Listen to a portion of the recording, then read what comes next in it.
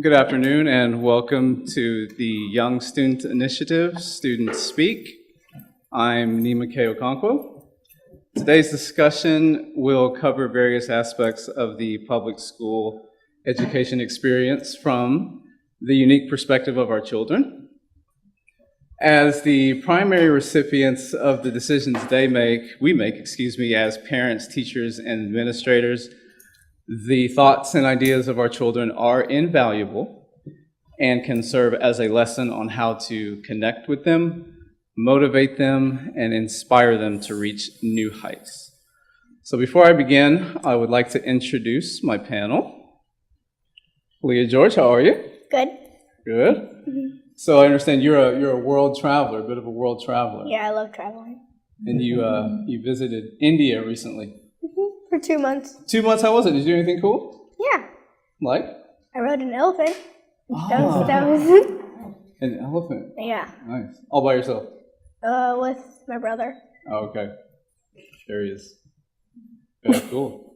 And I also understand that you like Anthony Bourdain's show, Parts Unknown. What do you like about that show? Because you get to travel. He travels all over the world and tries their food. Oh, okay. Good on. Next, I have Jake Cabell. How are you? Hi, good. Looking sharp. So other than heading up student council, I hear that you like baseball and basketball. And who's your favorite basketball player? Kevin Durant. That's a good choice. He's right. He went to school in Austin. You're going to be heading there? Probably. Maybe. Maybe. All right, good. And I also know you're from Wisconsin. My parents. Oh, okay. But you visit there. Now, I know everybody must ask, but is it really cold up there? Yes. Is it? Okay, but you're not originally. So then when they moved here, did they expect all us Texans to be on horseback, carrying pistols, cowboy style? No. You guys did not? Okay, cool. And then Ryan Carpenter, how are you? I'm fine. How are you? I'm doing good, thank you. Now, I visited your classroom at the end of 4th grade last year. Yeah. That very last week, and I asked you how the year went. And you said, and I quote, "Making it through 4th grade was like walking through a battlefield." Now, what exactly do you mean by that? It was hard. You never knew what was coming. There was a lot of ups and downs. So Ups and downs. yeah, it was, unknown. A lot of unknown things. Okay. But you made it through all right. Yeah. You enjoyed it. Yeah. All right, good. And last but not least, Riley, how are you? Good. You look great. Thanks. So you love art and gymnastics, right? Okay. Can you do a round off, back handspring, back, double handspring, full Arabian? What? Can you do a round off, back handspring, back tuck, back handspring, layout to full Arabian? I don't know what that is. Maybe. Maybe. With some practice, I'm sure. So as an artist, do you prefer paint, sketch, sculpt? I like to draw. Draw, okay. The Nasher and the DMA, Dallas Museum of Art's right around the corner. Will we be seeing your art hanging there soon? Displayed there soon? Maybe. All right. Good. So let's get started. So guys, let's talk about your school day real quick, just the general aspects. How is your day organized? How's it arranged? Well, I ride the bus and I usually get there about 7:20. You're supposed to be at school and ready by 7:45. That's when the tardy bell rings, and that's also when we start announcements. Once announcements is over, we usually have about 5 minutes to work on our morning work, and then we go to specials. When we get back, we work on our social studies and IC for about an hour, and then we switch to reading language arts, and then we go to recess, lunch, then we go back to reading language arts. On Tuesdays through Thursday, for me, I'm in PACE, so we don't go back to reading language arts, we go straight to the PACE room. And then when we get back from PACE, we just go back to our homeroom, which is math. And then we do that for about an hour, and then we're finished with the day. Okay. So there's a lot of moving around, a lot of moving parts, a lot of different things that you're working on doing. Yeah. So has it been like this, or is this kind of new to 5th grade where you move around so much? It's kind of new to 5th grade. They're just trying to get us prepared for middle school. Okay, so when you moved to Frankfurt, obviously, there's just a lot more going on, bigger school, more movement to do and everything like that? Yeah.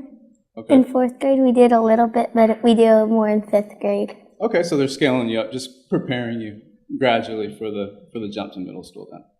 Okay. So what do you do in class that's fun? One of my favorite things is doing mind missions. Okay, what's that? Well, it's like a funner way to learn any subject. They give you a story and you have to create like a prop or like a little skit out of materials they give you in like a certain amount of time. So it's really fun. All right, good. So how important are those classroom supplements like recess, lunch, art, music, physical education? How important are they to your overall experience at school? I think that they're important because it gives you a break, and then when you come back, you're set to go and are ready to learn again. So it's refreshing you? Yeah. It's kind of a reprieve from all the paperwork and the tests and things like that? All right. Yeah. I hear you. So going back to the normal classroom stuff, what subjects do you enjoy the most and what subjects you kind of could do without? I like math because in math you can always figure out if you have the strategies, but I don't really like science because you have to know what you're given instead of figuring out the problem. Okay, so in math, you're taught basically a strategy on how to solve any problem. And the problem could vary, but the strategy is basically the same, as opposed to subjects like science where it's more fact-based at times. There's not really a strategy behind solving some of these things. It's kind of like picking things up in context, putting pieces together. Yeah. Some pieces matter at a certain point, some pieces don't, things like that. Okay, that sounds good. Now, you guys have had lots, you're in 5th grade now, you've had different teachers, obviously, as you're moving along, and, some have different styles and some don't. So what style of lesson delivery do you feel like works best for you? I mean, I don't really mind as long as, it gets me. I can do verbal, through pictures, through graphs, diagrams. I can do any kind as long as I can get, to it. So sometimes it's visual. Yeah, sometimes visual, sometimes verbal. Sometimes visual. Sometimes you have to get up and actually have some sort of hands-on type of experience as well, like where you're actually maybe performing a puzzle or you have like an activity to build or something like that. Where okay, so it's not always the same auditory delivery that works for you. Although that is good at times. You're saying a variety of things is probably the best way to do. Okay. All right. So do you and your classmates participate actively, like during class, like we mentioned, like reading out loud? Is that a common thing? Writing on the board, going to the teacher's desk to type for the overhead, things like that. Is that something that you guys do regularly? Well, we read aloud, like in our reading class. Sometimes we can write on the board. Sometimes you do? It depends on the teacher. Yeah. Okay. Is this part of lesson delivery, though? Yeah. Yeah. Okay. Mostly. Yeah. Okay. So it's not like you're being picked on. No. This is just to get everybody involved, to get everybody just a little bit more involved. Okay. Okay. Let's talk a little bit more about question asking, like in class. Is it when students are asking a question, is it generally well received by the teachers? Yes. I think that they like when people ask questions and they usually answer them in a good way. Okay. And the questions that the kids are asking, your classmates are asking, are they, most of the time, are they relevant to what's at hand? Or are they kind of like, out from left field somewhere? Well, sometimes they tell stories or sometimes they ask questions. It depends on like what we're learning at that time. Mm-hmm. But most of the time it's right on track and everything like that. And as you guys have observed, are we seeing like the same handful of kids asking questions, or do you feel like it's a pretty wide range of kids that are asking questions in your class? I mean, it might depend on like what the kid does. Like if they're a lot more creative and imaginative, the questions could be a lot more different from a kid who doesn't, think as much, doesn't think outside of the box, just a straight thinker, doesn't think of other things they could do. So it's more of like them, sometimes they're searching for a quick answer maybe, rather than finding it out, investigating it a little bit more on their own before raising their hand and speaking up. Okay. All right, that sounds good. Now let's talk a little bit more, let's talk about individual work versus group work. Because I know throughout the day and throughout the year, this varies. You guys participate in both. So what are the advantages and disadvantages of either setting? I think that when you work with a group, it depends, but I think that sometimes you can like bounce off your ideas with each other and see what everybody has to say. But I think sometimes it's easier to work by yourself because if you have a lot to do, you can just get focused and just get on task instead of some people distracting you. Okay. So one of the downsides of working in a group is because there's more of you, maybe it's tougher to collaborate. It's tougher to get, is that what you're saying? It's tougher for everybody to get in the same place at the same time? Yeah. As opposed to, when you're working individually, it's kind of like just you.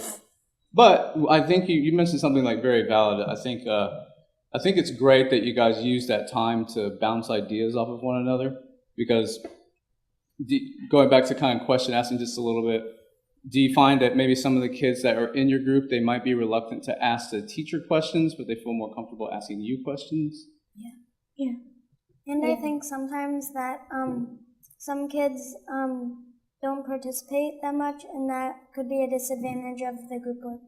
Oh, okay. Because they would just, they would look to you for the answers. They wouldn't try to find them themselves. Okay, so you have people writing coattails then? Yeah. Okay. Is anybody in this room writing coattails? No? No, I would hope not. Okay, that's totally understandable. So sometimes you have people in your group that are just hanging out looking for the answer from you. Yeah. Yes. So how do you respond to that then? I always try to make them answer questions instead of just like letting them get the answers from me. I try to make them get involved. Okay. I try to help them find where it is in the book and explain it again to them, so maybe they will understand it a little better. Okay, so you do take that step in explaining to them instead of just answering their question right away. Okay. And do they receive that pretty well? Like, are they? It depends on who it is. Okay, so some do, some don't. Yeah. But you have noticed that there are definitely people that are just looking for a ride, basically. It might just depend on they might be a bit lazy and just don't care at all. Okay. And they might actually care a little bit, and then they'd be like, okay, maybe I should try to find it, rather than just sit there. Okay. And if you explain it and they don't understand it, then they could understand it and then help you. They can explain, and then you guys are bouncing questions off of each other, questions and ideas off of each other again, just like we mentioned before. Yeah. But it's just the challenge is really getting everybody to that place at the same time, is what you're saying. Okay. So a little bit about organization. How do you guys stay organized in and out of school? I think in 5th grade, the binders and color tabs really help you organize it instead of having a bunch of notebooks and folders. Is this mandatory? Meaning, Like, is this required of you? Yes. yes. Okay. This is required, so everybody has this binder that they're talking about. Okay. So these are colored tabs that are labeled. Okay, and you take this binder everywhere? Yes. You do not? No, we just take it to math. Just the math? Sometimes you can take it to reading Because our agenda is in there. Okay. And sometimes your reading language arts teacher would want you to put some stuff in your binder. Okay. And then the math teacher would already know that the reading language arts teacher would want you to do that. Okay.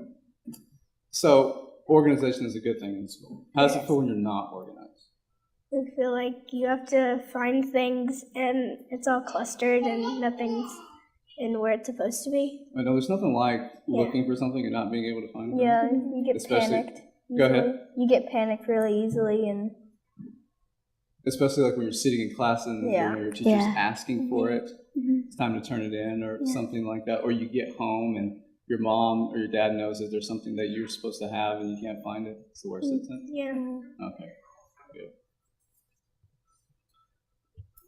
So switching gears just a little bit, let's talk about one of the experiences that you all are familiar with now, very familiar with now that you're in 5th grade, which is the testing process.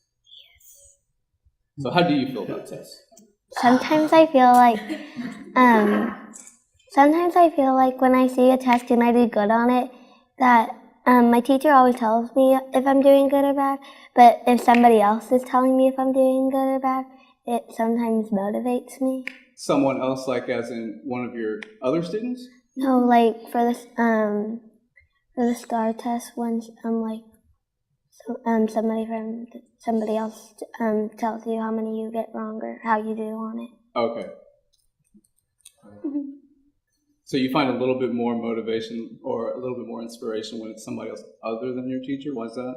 Maybe because the teacher's familiar with the work that you do all? Yeah. I think because the teacher is always telling you how good you're doing, and then Okay. somebody else, and then Especially if somebody you're- else is telling you. Especially if you're that- Riley, they're always telling you. yeah, Keep going. And if somebody else is telling you, then you know that you are doing a good job. Yeah. It's not just your teacher telling you you're doing really good. Okay. that's part of their job. Okay. You're right. Yeah, you're right. It is. You're right. It is to motivate you Yeah, guys. motivate students. Yeah, to motivate, to inspire, to tell you, to reinforce that you are indeed doing good work. So tests can or serve as a measure, right, of how good you actually are doing. Okay. So, like the test that you take maybe weekly or every so often during the semester, like do you feel like the test that you take, like in any subject, math, science, reading, whatever, do you feel like the tests cover what you went over in lesson well? Yes. Okay, so they do Yeah. reflect. Yes. They do reflect accurately about what you spent time on. Yeah. Okay. Is there ever a time when they don't? Not really. Usually they do. Usually they do. You know, Yeah. I mean, it might be every once in a while that they might not reflect everything of what you've done, Mm-hmm. but you know, it still does reflect a part of it. Okay, so you're never Yeah. completely caught off guard. No. Okay. Yeah. You feel prepared when you Yeah. go into it, and then you look at it, you're like, I know this. Yeah. This is familiar. And Okay. sometimes when there is a question that we haven't gone over, the teacher will usually point it out and then help you through it. Yeah. Because Okay. we haven't explained it yet. Okay. So looking back from 3rd grade and on forward, and you're reflecting on your own experience and what you've observed from your fellow classmates, like, do you feel that the results that you get and the results that your classmates get reflect who they are as a student? Do they reflect their tendencies, like their habits? Yeah, because like you know, they might, like I said earlier, they might be lazy or they might actually really want to get good grades. Mm-hmm. Because if you really want to get good grades, you're gonna try hard and do your best to get that good grade. But if you're lazy and don't care, Mm-hmm. you're probably gonna get a really bad grade. So But sometimes I don't really know because somebody may not feel so good on the day they have a test, and that may just be the day that they didn't sleep good or something just happened, so they're just not focused that day. Mm-hmm. And so it's just one day, and that's the day they have the test. Okay. So there are some factors that might affect your mood, basically, and that's going to translate to how well you do on a test. But by and large, you feel like the results that you get and your classmates get reflect your attitudes, basically, yeah, towards tests. Okay, and towards school. Okay, good. So I've read a little bit about having pre-test, and research has shown that giving students pre-test, like at the beginning of the term of the semester or what have you, has been beneficial because it's kind of preparing you a little bit for what you might see later on. So have you been given pre-test, and what are your thoughts? If so, what are your thoughts on their effectiveness? Well, pre-tests, they usually prepare you for like what you're gonna be tested on. Or like if one day you don't show up in school and they give you a pretest, you know what you get prepared of what you're gonna actually be tested for. Okay. Yeah, we get like study guides mostly because we might have like tests that like instead of like having an actual test, we get a study guide to look over it, and so we can know what they might ask on the test. Okay. In addition to all the other the lesson that you get, you might also get basically your review, pre-review before you get the test. So if you take this pretest and you do well, what happens then? Then you'll probably do good on the actual test. Is there ever a time when go ahead, Rose? In spelling this year, if we do good on the test and we get all of them right, then we don't have to take our spelling test. We just get 100. Okay, so you don't have to take the actual test again. Yeah. Okay. Because in spelling, in that case, it's the same exact thing, so she doesn't make you do the exact same thing again. Okay. But sometimes, if you do good on a spelling pretest, then you'll like get 100 less for the spelling test. Yeah. So you don't have to study the same exact words that you already got them all right. Okay. Okay. I have to take both. You do? Yeah, I have to take the pretest and the actual Oh, okay. spelling test. But you have to get a perfect score on the pretest. That's what you're saying, Riley? A perfect score on the pretest, and then you don't have to take the actual one. Mm-hmm. But at least it's practice, though. Yeah. At least the pretest is practice. Yeah. And chances are, especially if it's spelling, chances are you're going to see those words lots of other times in the future. Yeah. Okay. All right. So let's talk a little bit more about the evaluative tests. Like Riley mentioned the STAR test earlier. Let's talk a little bit more about those bigger ones, like STAR, MAP, PACE, COGAT, things like that. What's the experience like before, during, and after those tests? Before, sometimes you're a little bit nervous because it's like a big test on like reviewing of what you did, or like telling you what you should learn in the future. So you get a little bit nervous. You do? Yeah.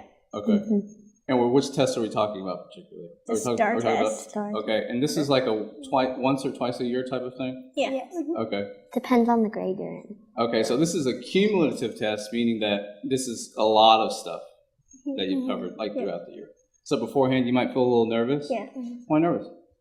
Because you feel like you're gonna mess up or do like some sort of mistake, and it's gonna affect the whole school year somehow. Really? Not the whole school year, but in the future. In the future? They're going to hold you back? No, not like that. Okay. But it just might have bad ramifications sometime down the road. Okay. Jake? Yeah, I think that it's after the STAR test and stuff that everyone feels happy that it's over with, and they feel like they all did a good job and that they tried their best. Okay. But it depends on which STAR test you take, because we might have a certain order, we might finish the math one, but then you have the science next week, so you're happy, but you're sad because you got to take it again next week. So it's like up and down. Yeah. It's up and down. It's like fourth grade. It's like fourth grade all over again. Okay, yeah. So you're relieved because part of it is over, but then you have to turn around and know that you have to do the whole thing over again. Okay, so after it's completed, so round 2 or 3 is over with, do you find out how you did on this test? Yes. Soon thereafter? Yeah. Soon thereafter? Like 2 weeks. 2 weeks after you find out, and you find out what your grade was? You find out how many you missed. Yeah. Oh, that's what they say. How many you missed? Yeah. Okay. And then you can take the little envelope home and show your family, and then it shows how many you got wrong and how many you got wrong out of how many questions there were.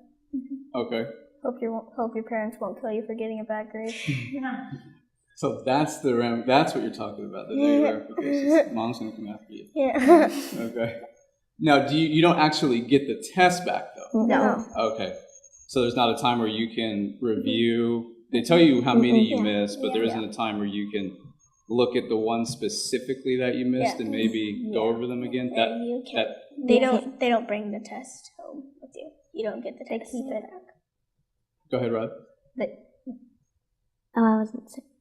No, I was just saying they keep it. They keep it. Yeah. Okay. All right. And you've been taking this since third grade? Yeah, they Third start in grade. third grade. Okay. All right.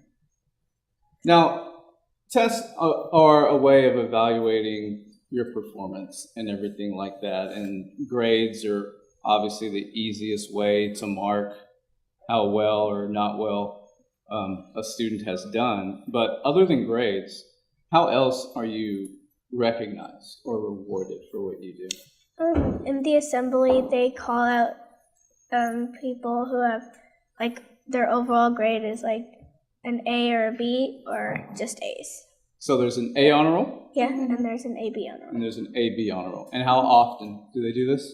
Every Oh, night. this is Every done? 9 weeks. Every 9 weeks. We have one this Friday, actually. Oh, do you? Or next Friday. Okay.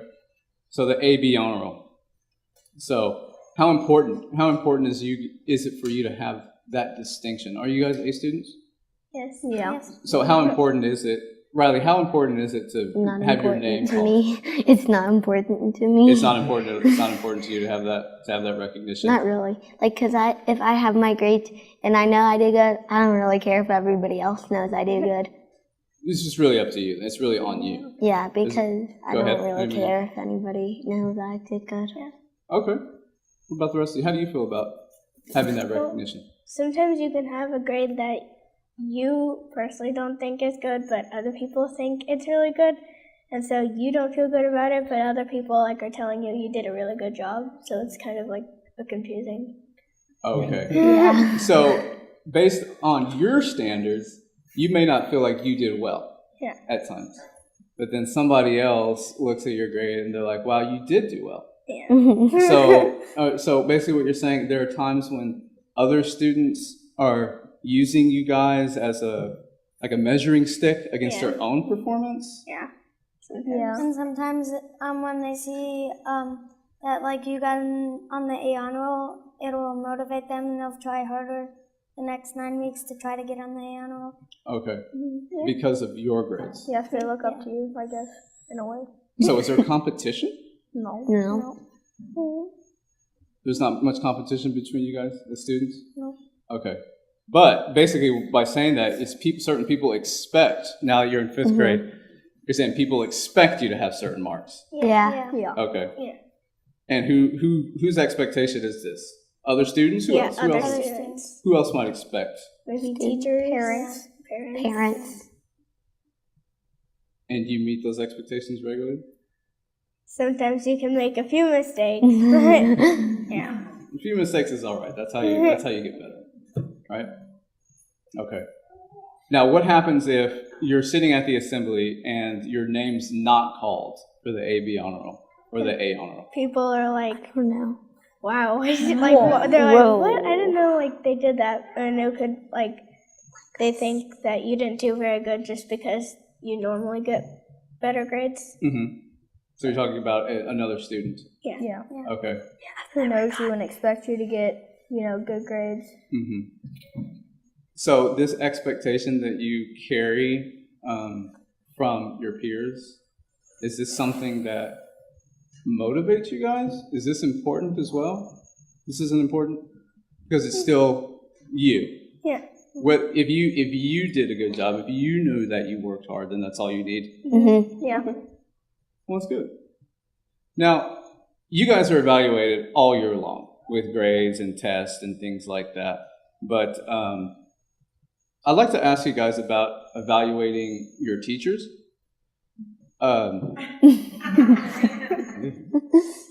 Some schools in Dallas Independent School District are experimenting with teacher evaluations by the student.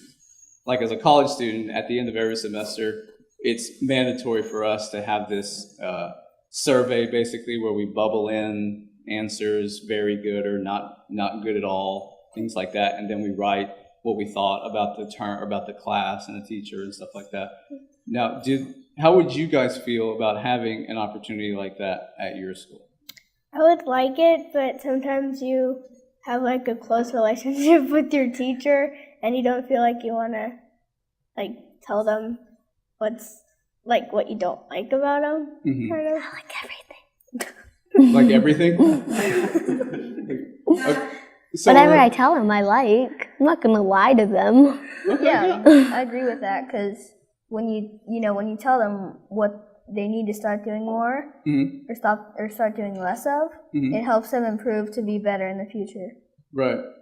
But what if these surveys are anonymous? They don't have your name on them, but you're still bubbling in or you're commenting. Would that make it more comfortable, Leah?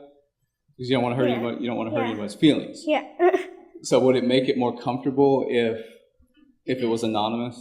Yeah. Okay. The teacher would probably know you well enough to know your handwriting. So Okay. But Riley, you bring up a good point, or excuse me, Ryan, you bring up a good point. It does give them an opportunity to know from you, yeah, since they're standing in front of you, whether or not you feel like they're doing a good job. Now, that kind of leads me to teacher tenure, which seems to be a hot topic surrounding education across the country. Ryan, you mentioned motivating teachers to do a better job.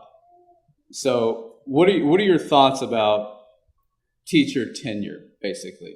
Like a teacher being guaranteed a job? well, I mean, like, it can change because a teacher, as they get older, like, say, like, if you, like, when they start and they're new and they're, really excited and ready to learn, as they get older, they might start to, get used to what you always do and they might not be as excited or into it as they used to be. Mm-hmm. So, So you're saying that maybe as the years go by for a teacher, maybe interest wanes, energy wanes just a little bit, things like that? yeah. Okay. And they can know that they like after a certain number of years they would have their job for as long as they wanted it, and they just would do whatever they could, just do whatever they want and not try. Yeah, they're not motivated to do better because they're like, I already have a job for like as long as I want, so I don't have to do anything. Okay. Now the tenure laws of Texas, there's different types, of course, and I think they try no matter what because they want. If that's their job, I think that they want us to do well. yeah, they do want you to do well. Yeah. But what about them improving? I think that if they like their job, I think that they're going to improve and they're going to do their best no matter what. Yeah, they will. They will. And very few districts in the state actually have hardline laws like that, where no matter what you do, you're guaranteed employment. You don't really hear about teachers getting dismissed or fired very often. But there are a handful of counties in the district where these things apply. I'm not going to say you could pretty much do anything, but there are some places where there aren't incentives and evaluations for the teachers to make sure that they're doing a good job. But you guys would like the opportunity to evaluate the teachers and let them know whether or not they're doing a good job. I always tell my teachers if I like them or not. Oh yeah. Normally I like them, so. Okay. Yeah. Okay. There's that teacher every once in a while that you don't like. You don't like them, or they don't do Well, a good job? or you don't like the way they teach. Okay. They teach Not you don't different. like them as a person, but the way that they teach. Okay. Like it might not reflect towards how you learn. Okay. Yeah, because there's definitely a difference between, I've had instructors in school where I don't like their lecture. I'm not really, I don't find it exciting, like it doesn't gravitate towards me, but I know that they're good at what they're doing.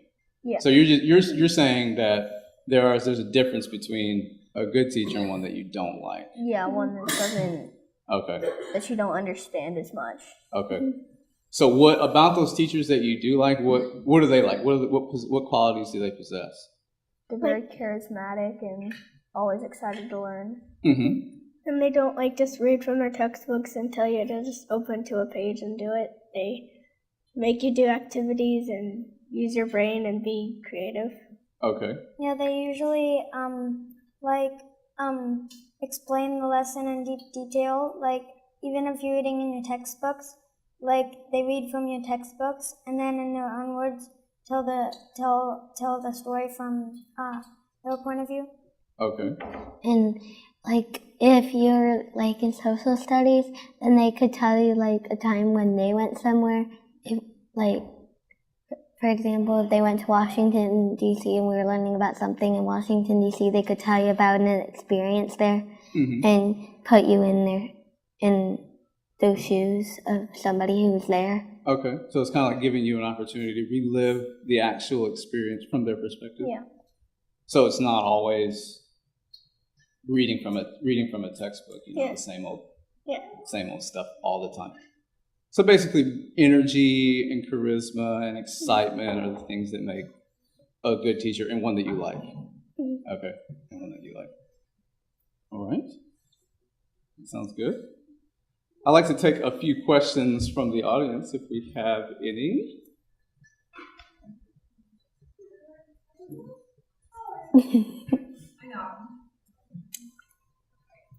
So Belisa is about to take a test, the test you guys take every year. She's in 3rd grade. How can she prepare to do well on this test? Well, there's like, you can look on the computer. Computers help a lot. You can just try to review everything you've learned in the year and try to remember it until the day of the test actually comes. And you could just listen and just make sure that everything your teacher says, just that you know how to do it and that you know what the ways to learn are easiest for you to solve the problems. Don't pressure yourself. Yeah. No pressure. Just don't pressure yourself. Take your time. So just breathe. Just breathe and take your time. Okay? Ryan, I had a question for you. When you described your school day, it sounded pretty chock full. Yeah. What would you think about extending the school day so that you actually are there maybe until 5 o'clock? I see. I see your body reaction. I know it must seem horrible, but if you can imagine the day being a little more relaxed, because it sounds as if there's a good bit of tension, whether it's over prep for a test, waiting for the results of a test, going to an assembly and either getting, yay or thumbs down. What if you didn't have that kind of tension during the day and you just add on to the day? I mean, it'd be really nice. Still, Yeah. It'd be nice because we didn't have to worry about things as much. We'd have a little free time to, get yourself steady and know what everything is and just be relaxed and ready for everything. Not as much, you don't have to worry about everything.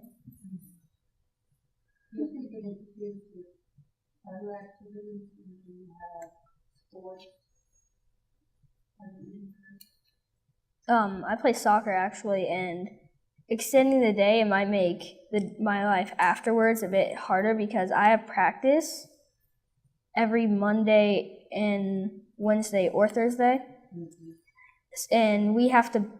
It's usually at 6 or 6:30, meaning I have to be there at 5:30 or 6. So when I automatically when I get home, I'd have to be dressed and go all the way out. And then we have different practice locations, and we have one in Allen and one in Dallas. So it might depend, on the day where we're going. So I think it'd be hard for me because I go straight from school to gymnastics, and then I have gymnastics Monday, Tuesday, Wednesday, Thursday, and Friday from 4 to 8. So I think that might be a little challenging. And I still have to get my homework done. You talked about teachers' teaching style.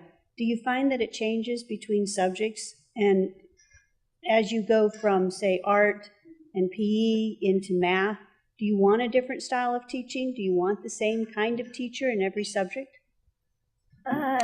Different teachers for different subject help because you may learn a different type of like social studies. You like it when people don't like read from textbooks, but math you kind of need to read from textbooks so you can do the problem. So different teachers are better for different subjects for me. Yeah, I would agree. I would agree.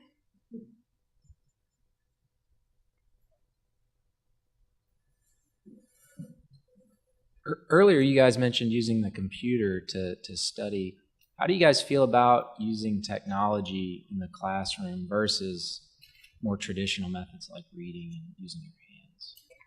I think it's a good idea, and it's a good way of learning because like even on like PowerPoints or something, you can gather the information and put it on, and like even when you present it, you learn a lot. And like now, like our science books are even on the computer now.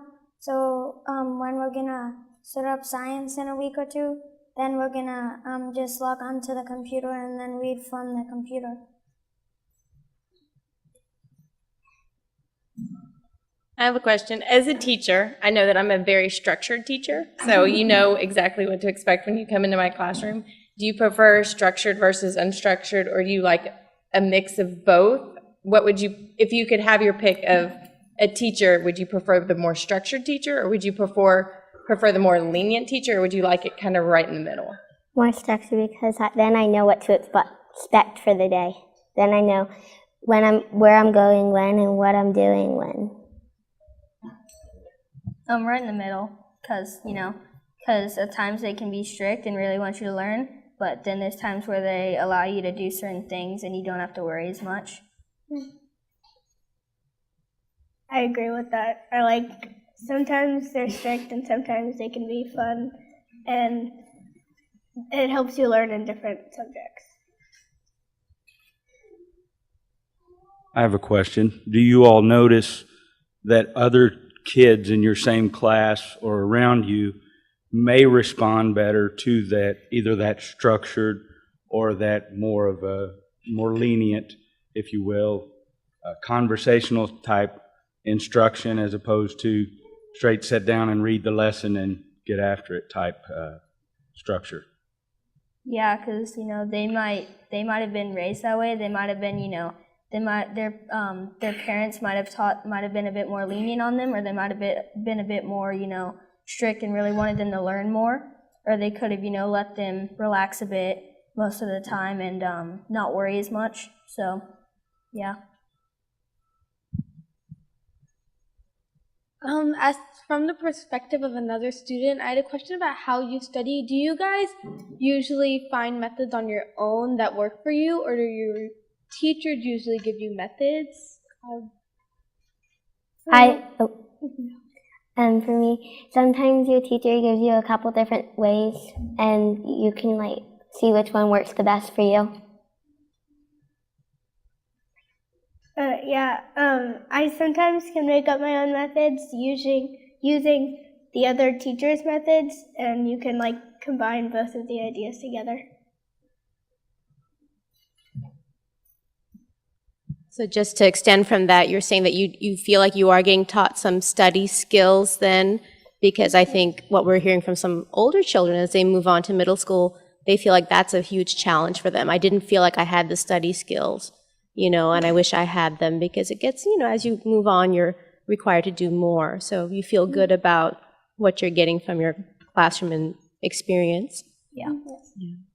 And I had another question. When you're having the chance to, I think, review the test, because the best way to learn sometimes is to know where you went wrong, so you get a test back. You're saying that you don't get a chance to have your own test in front of you while you're doing the review of the test? Or do you get a chance to kind of sit through it with your teacher? Well, it depends on the test. It depends on the class? Yeah. No, on the test. On the test? Mm-hmm. If it's the STAR test, you can't. But if it's a math test, just a normal math test, then you can go over it with your teacher.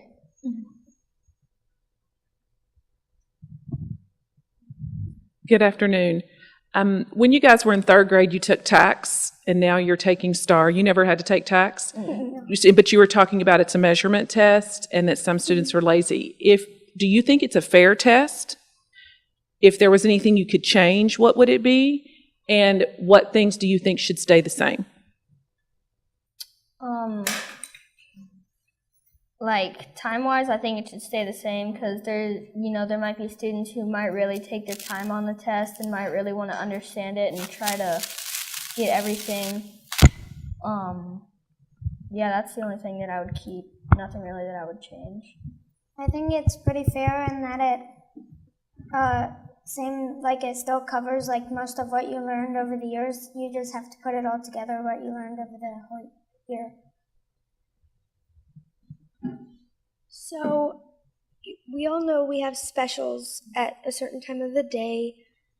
What do you think about specials? Do you think it's good that we have some sort of activity during the day and kind of get away from learning, or do you think that we should have just learning all day without the activity? I think that specials is better in the middle of the day instead of the beginning, because at the beginning of the day you just got to school and you just started, and then you go to specials and you don't really feel like I've been working and I need a break. I just go to school and have a break. I feel like it would be better in the middle of the day when I'm working and then I need a break and I can just relax. How much of your new materials that you learn are taught by just listening to the teacher? Meaning, how much of your, the new material that you're given, are you just listening to the teacher explain something? Is that usually how the teachers are teaching? You want to go? Yeah. Well, sometimes it's usually just how they're teaching. They explain things to you because, like, they write it on the board or they have a sample problem and they use the strategy that they just taught or are teaching you.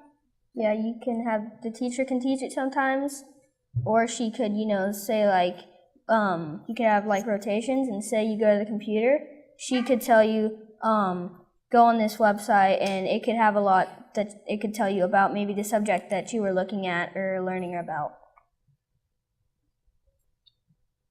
When learning a topic, would you guys rather be doing worksheets and working out of the textbook or work on group projects? Group projects. Yeah, group projects. It's group projects unless somebody's writing coattails. That's it. Yeah. That's what we had to. Yeah. Okay. How important do you think it is to develop personal relationships, for teachers to develop relationships with their students, for you and also what you see with your classmates?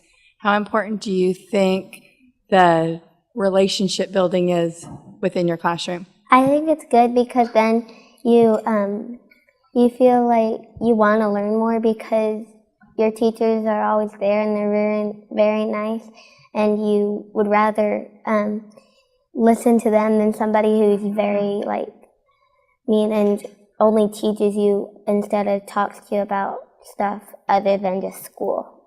Yeah, like if you had a bit more of a relationship with them, they could talk a little more about, certain things than they would with other people because they might trust you more than they might certain people. You four are very engaged in your schooling and your classroom and have definite opinions about what's going on, so you understand what's happening. Do you find that the teachers try to engage those who are not as knowledgeable or as engaged as you are, so that if they see students slipping away and not doing work and not participating, that they have intervention, maybe not strong, but any at all? Yeah. Yes, I think that they, sometimes if, you are working on reading and one person is just, not paying attention or something, they'll call out their name and ask them to read and get them involved in the, what you're doing. Yeah, like you said, all of our teachers try to get everyone involved so we're all learning at the same rate, even if they might not, be as knowledgeable as us or might not understand things as well as us. I think that kind of goes back to one of the things that we talked about as we were leading up to it. We were speaking about the STAR test that you guys take, and before that, you guys have announcements maybe in the days leading up where it's reminding you to have a good breakfast, to get good sleep, to prepare for this test, to make sure that you come sharp and ready. I think we found that the kids that don't need that message are the ones that are hearing it, and the kids that do need the message aren't hearing it. So there's kind of like a disjoint there, is what we're saying? Yeah. Okay. Do you guys ever feel like there are times when you wish that you could explore something more, like when you feel like you're moved along too quickly because of how our curriculum works, and you wish that you had more time to break something down or explore it a little more on your own? Do you feel like that, or do you feel like you have ample time to explore each concept in school fully? Yeah, I mean, I always like to learn new things, so I think I always, want to go deeper into a concept. So, yeah. I would agree, because if you don't go deeper into a concept, then you just don't know, unless you ask somebody else. You can remember what you learned more when they go deeper. I had another question. So we've talked a lot about STAR, but we haven't talked much about COGAT, or the cognitive ability test. In my opinion, that one's a little bit different. What is your opinion on that test? I think that I like COGAT testing a little bit because it's different. It's just like, it's not really like stuff you've learned a lot in class. It's just like harder, and it's logic, and I like that, so I think it's fun. And instead of in STAR test, they do like 3 or 4 hours of this long testing. In COGAT testing, you have little tests, and they time you for like 10 minutes, and you try to do as much as you can on that subject. It really it shows you, or it tells you or how you learn the best, because there's different sections, like there's verbal, and then I think one is kind of like picture showing and how things go together. So it definitely shows you how you learn better and how you understand things. Okay, as part of your learning experience, do you have a lot of homework to do? I think it depends on the teacher, because sometimes the teacher gives you a lot of homework, and sometimes it doesn't. They don't. Because I think if you learn it all in class and you have it completely down, and you know it really well, I don't really know why you would have homework for it, because you already know what to do on it. Okay, so you don't like homework. No. I don't. How about the rest of you? No, I don't like homework. You don't like homework? I don't like None homework. at all? No. Okay, do you tell the teacher not to give you homework then? I hope my teacher doesn't give me homework. Sadly, I do have some to do. So. Me too. Okay, so when you have homework, you still do it anyway, right? Yes. Okay. Because we have to get it done. Now, does your parents help you with them? Sometimes. Yeah, No. if you have questions, my parents usually Only when you have questions? Yeah. Well, I normally do my homework by myself, but then if I have a couple questions, I normally just wait until school and then ask my teacher about it, unless I need to ask my parents right then.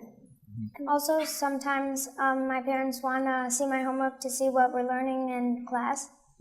That's good. Now, do you think you learn from doing homework, or you don't learn from doing homework? I think homework just gives you a little bit of a chance to just go over what you learned in class. So it's not it might give you a bit more, so it might teach you a little bit more. It just basically reviews what you learned that day and see if you understand it, a lot or just a little. That's good. Thank you. Take one more over here.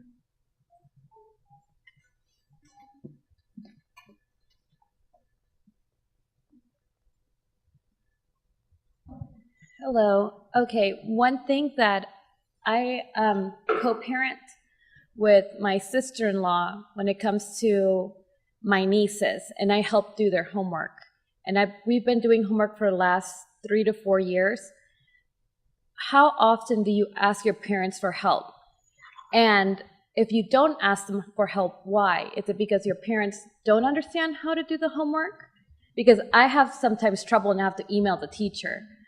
Or do you have to go to school? And also, another question, do you think that there should be some type of notes that you can take home so your parents can help you at home? Do you think that would be more helpful for you to learn?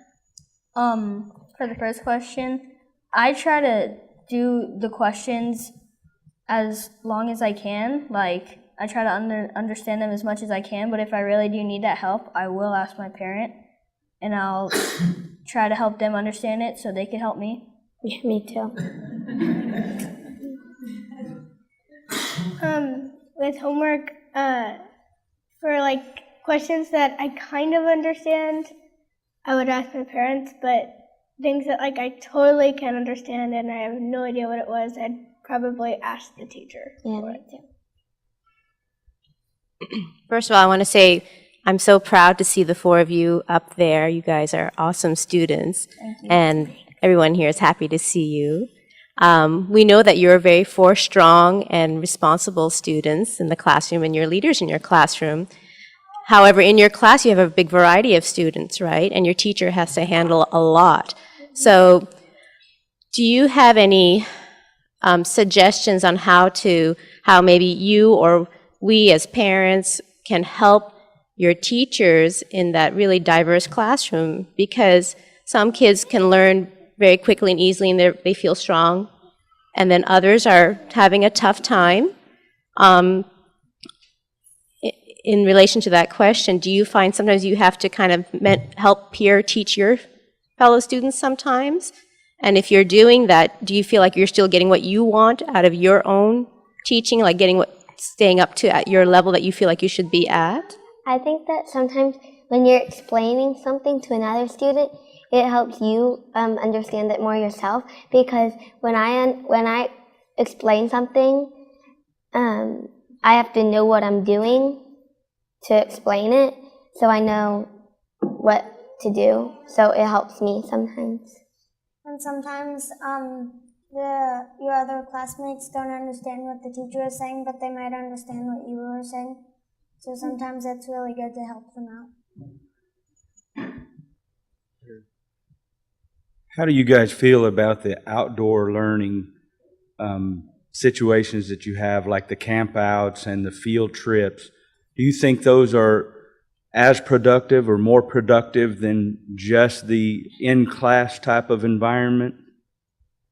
I think it's a bit more productive because, like, if you take a look at, like, say you're looking at a certain plant or something, if you look at it in the classroom, you don't really get to, like, see it in its natural environment, but if you actually go to the place where it actually is, you get to experience how it adapts around its environment and what it does to survive there. Yeah. I'm assuming all of you plan to go to college after high school, right? So my question is, what at this point interests you? What level of education? What would you want to be later in life? And maybe that's a dual question. I like math a lot, and one of my favorites is algebra because it gives you what to do and you have to plug in different numbers and try them out. So I like algebra a lot. That's like one of my favorite subjects. I mean, I've always liked history, so I mean, growing up, if like, since I would probably want to be a soccer player, and my first choice job or profession, if that didn't work, I would probably want to be some sort of historian, because I've always looked into history and tried to understand it as much as I could. I like business and lawyer, and I haven't fully decided what to be yet. But I like the business. I don't really know. Like, I like math and I like to be creative, so I don't really know. Yeah. Just a couple more questions. One, you guys are in fairly large classrooms, I think about 20 kids or so. Do you think there's ever things going on among your peers and the kids in the classroom that your teachers may not know about? Is there anything like that ever happening? Or is the teacher fully aware of everything that's going on in the classroom? All the time. There's always kids who might stay under the radar and not pay attention. I think that the teachers know who those kids are, though. Yeah. So sort of related to that, how much do you think that stress from outside the classroom, things like, stuff at home or drama with other kids or something like that, how much do you think that affects your learning in the classroom?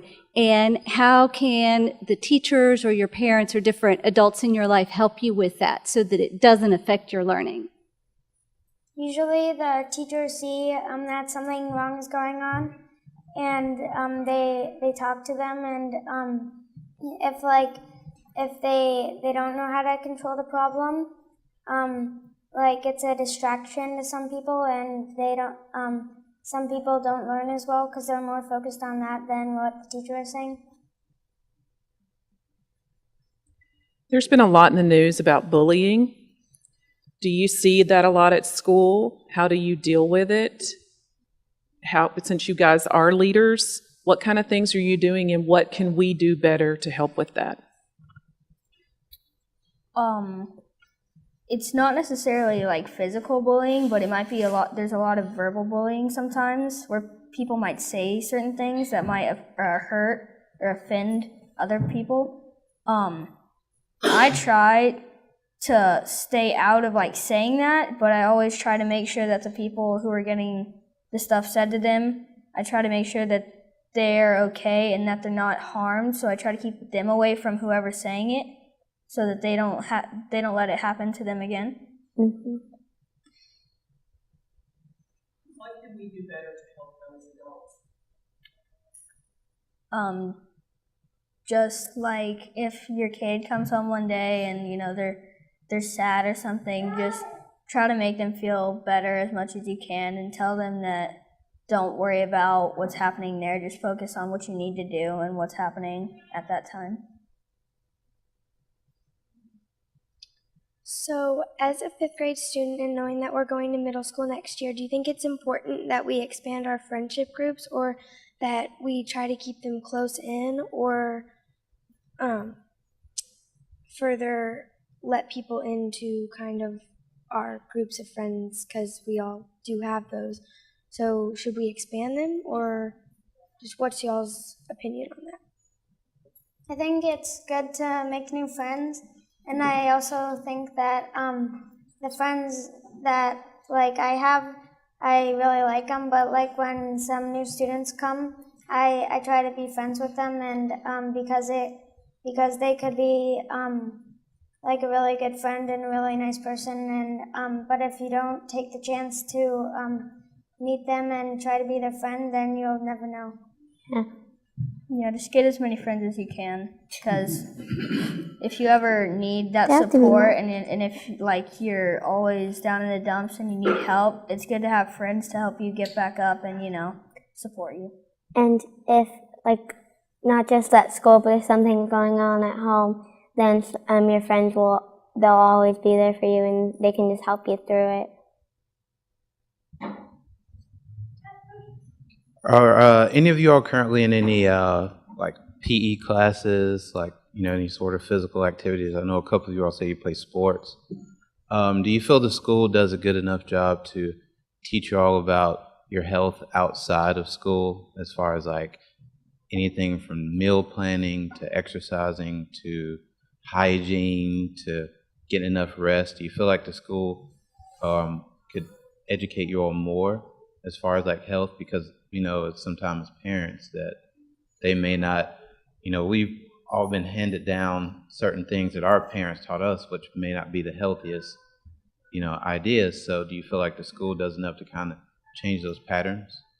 I think it does, and our fitness teacher, she really helps us learn about that health, and then she's showed us a lot of things about it. And our PE class is more of exercise, but our fitness is like sometimes it's exercise, but also it's like an actual classroom where you're like where like she plays videos and gives you like a sheet of paper to read about and take home about like what should be on your plate for dinner or for your meals and how to stay healthy. Yeah, we're currently taking our fitness cram right now, which is just a yearly test to see how kids are staying healthy.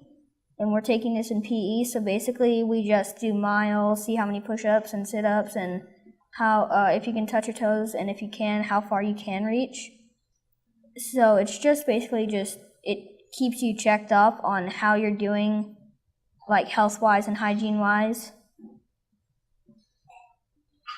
Those are great questions. I'd like to conclude. I'd like to thank everyone for being here this afternoon with us, and thanks to everyone who's contributed to the development of this project since the end of last year, basically. And a very, very special thanks to the families of our speakers. So the Tatles, the Carpenters, the Cabells, and the Georges, thank you so much for everything that you've done since the beginning of all this. How about a round of applause for our speakers?